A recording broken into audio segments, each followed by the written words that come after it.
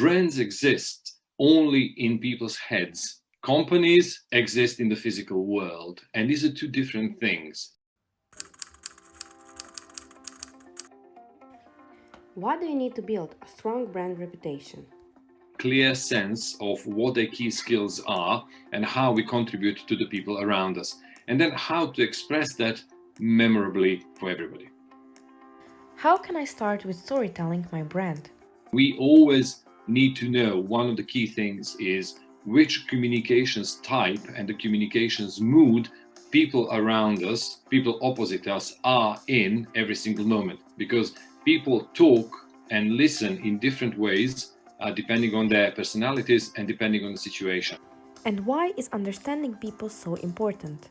Brands and branding and the principles of building a brand is simply how the humans think, they feel, and they operate.